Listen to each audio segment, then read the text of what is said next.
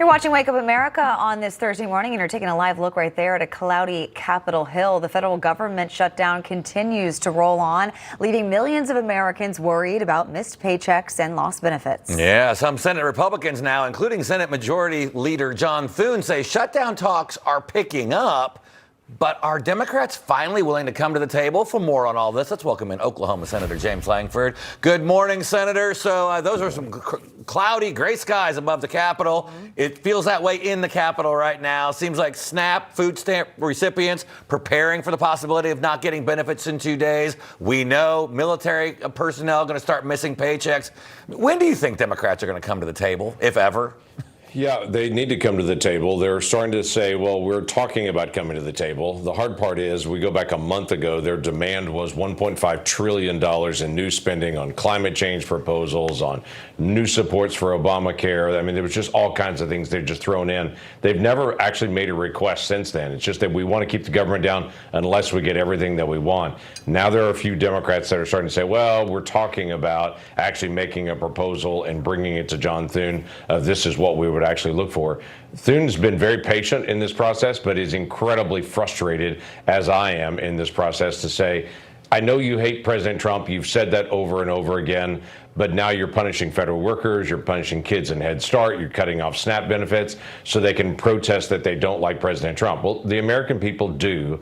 The American people have been very supportive of the president. So let's get the government back open again and actually fall in line with where the American people are. Yeah, and frustrated is a great word to describe all of this. And as you just alluded to, the Senate Majority Leader, he's frustrated. He expects to start talks with a group of centrist Senate Democrats soon. How confident are you that there are some moderate Democrats left that are willing to separate from the radicals in their party?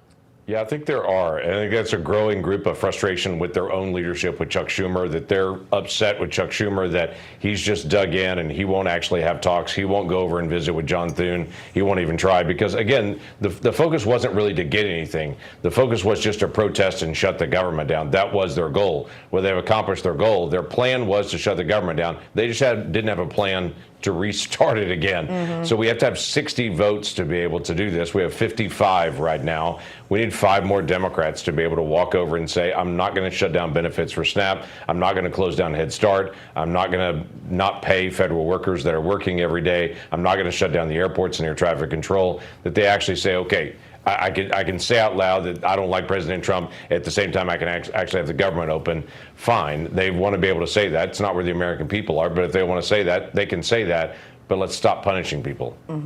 Yeah, well, Senator Thune might be optimistic, Senator. I mean, Mike Johnson just seems to be over it. He's done. Take a listen to this.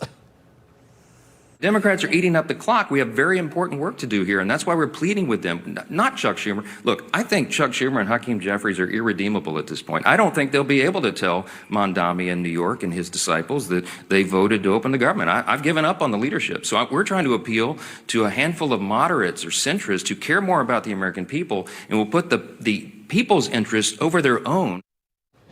I get that frustration, and he seems to be basically like, look, Zohran Mamdani's running this party now, not Hakeem Jeffries or Chuck Schumer.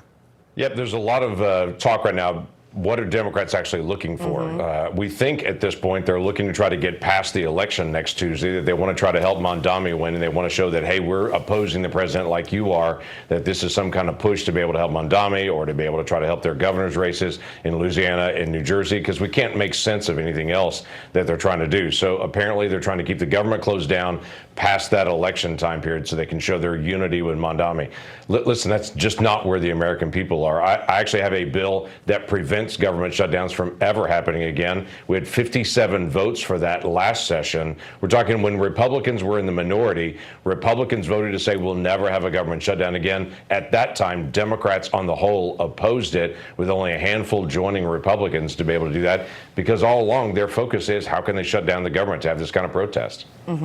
Senator, I want to pivot away from Capitol Hill for just a moment and to East Asia, where the president's been for the last 6 days. A lot of deals were made, especially with China. Trump has really secured billions of dollars for America. Tensions with China seem to be easing as well after this meeting with Xi Jinping. What's your reaction to his trip? Yeah, very pleased with the reaction. Very, very productive trip with Malaysia, with Japan, with South Korea, with China. There's a lot of trade deals that have been done, a lot of opportunities for American manufacturing and American agriculture to be shipped into Asia. This was a big issue that, quite frankly, President Biden never took on. He would never do new trade deals. He just refused to do it during his 4 years that he was in office. President Trump, in his very first year of office, has secured, I don't know how many trade deals. I've lost track of it at this point. But reopening China to things like soybean and sorghum, those are major ag products right now that China should be buying, that now they're about to start buying again. That's very helpful for our American farmers and ranchers. Hard to keep up with all the peace deals and the trade deals under President Trump. Oklahoma Senator James Lankford, great having you with us this morning. Thank you. You bet. Good to see you. Keep praying for the nation.